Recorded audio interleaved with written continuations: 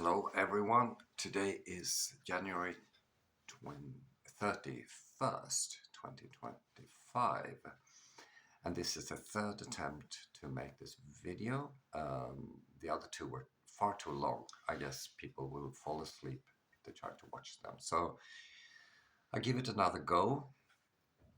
And as you know, I'm a I'm a psychological scientist, and I deal with something called prospective thinking and nutritional psychology. So, prospective thinking is our species' inborn capacity to elaborate scenarios forward in time. And we use this um, from a rational point of view when we make decisions, when we come up with great ideas. This is typically called entrepreneurial thinking, and when we solve problems and come up with other ideas, which could be coined social creativity for problem solving. So, perspective thinking is also involved in leadership. So, yesterday, and there are certain things that has to be included in that model to work.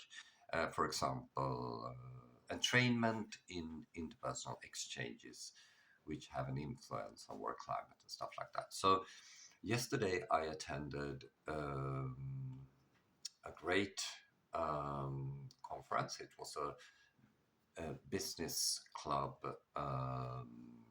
gathering, if you like. I can't remember the proper word, but there's a bunch of people who have an interest in networking, to create stuff that met at what is known as the Swedish Theatre here in Helsingfors. And lo and behold, I also had a very long conversation with a person. And we said, we've been talking for 1 hour and 45 minutes. And that's a testament to entrainment, actually. And entrainment, what is entrainment? Oh, it's defined as what is it? Synchronization of behavior, rhythmic synchronization of behavior, and that's in physical dancing, for example. We move in the same rhythm, and if we don't, it feels strange just. And also when we talk, when we can find that rhythm, the conversation feels great, and it has an impact on interpersonal cooperation, work climate, problem solving, you name it. So it's a key point. Uh, but, and I have attended since the last video a number of conferences with some similar content, not the same people, but people with the same ambition and way of thinking. But I also engage in mental health issues. And a couple of days before this conference, Finnish YLE, so Finnish YLE is like the part they publish in this Uralic language. They also have a Swedish version. I didn't even bother to look at that because I translated it through the operative system. So they reminded us of something I've been talking a lot about, that the mental burden of the working age population is predicted to increase further in 2020. And they've been saying that this has been, mental health has deteriorated at least since 2010, and I think it's since 1940. But that I don't have the time to dig into that now.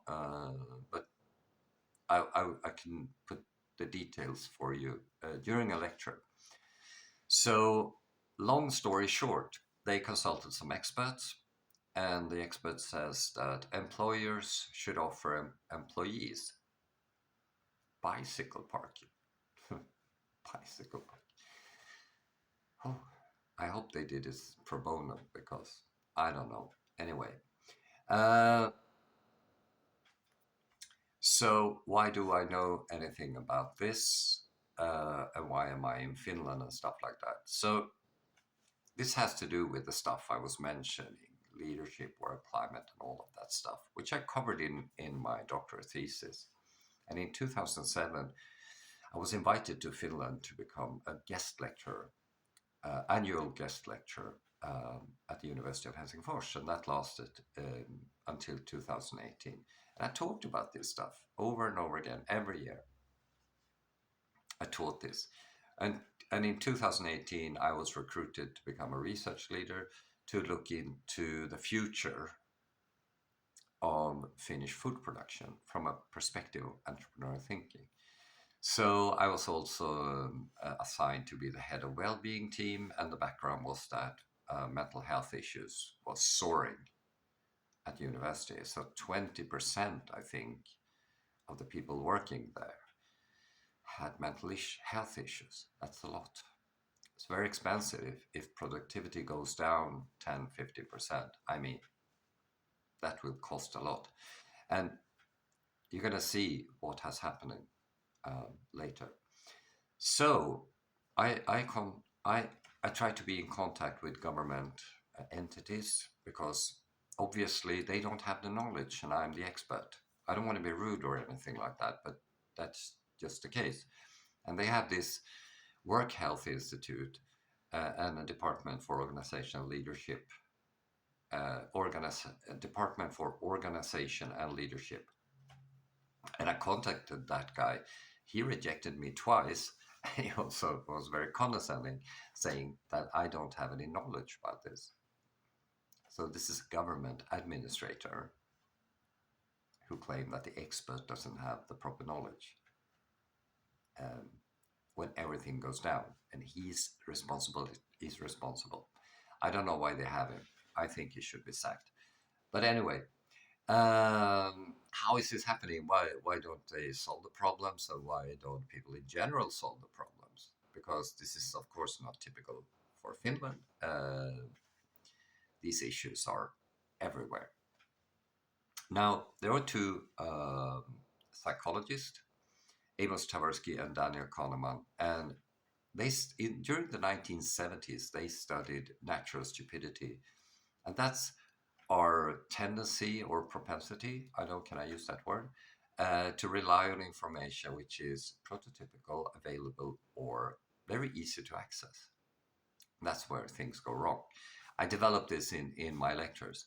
So this is also called a disrationalia. And in order to avoid that, I created a model which I call rational entrepreneurial thinking. So it's based on epistemic vigilance, disjunctive reasoning, and numeracy. And if you don't know what that is, you check my previous videos, or you basically gather some people and, I give you a lecture about it. So it's very easy to understand that there are at least three things at play here. Food. Food is so important for our physical and mental health. So in this article, I have all the references again. They are very complex, but I tell you one thing, we need to eat animal fat for the brain to function. Second, humans' mental unpacking, if you like, that's where the executive functioning comes to life, is happening during the first 4 years of living, okay?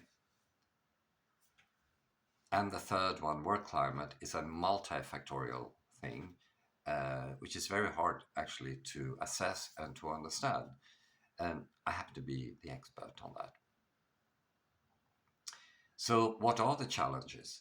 So I repeat them now very quickly because I have talked about this so many times and I probably missed some of them. Tribal thinking.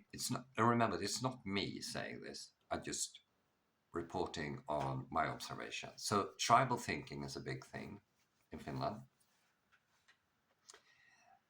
Work climate at university. The THL, the governmental entity who is now reporting on mental health deterioration, they pride themselves on convincing Finns to eat less butter and salt. Animal fat out. Okay? According to the Helsingfors Police Department, women's relational aggressiveness, which is psychological violence in the home environment, is their biggest challenge. Remember psychological violence in the home environment. School leadership, there are issues with that. It's not that it's super bad, but it's that there's issues. And if you have bad school leadership, the whole thing fail a little. Too many Finnish children fail at reading comprehension and numeracy, and numeracy is the foundation for rational thinking. Finland has lost, according to the former Minister of Development, 600,000 simple jobs. So if you fail school back in the days, you could take that kind of job and work yourself up. It's a great thing to do. And that's gone. 20% of the Finnish kid and young born 1997 or later have mental issues. Swedish-speaking Finns have better health and live longer. The research at the University of Helsingfors has, and I quote, collapsed. 40% of the school children are victims of psychological violence in the home environment. This is a lady called Maja Slander. She's running the Benso Foundation. She's like the managing director. Now remember, psychological violence in the home environment is a female phenomenon.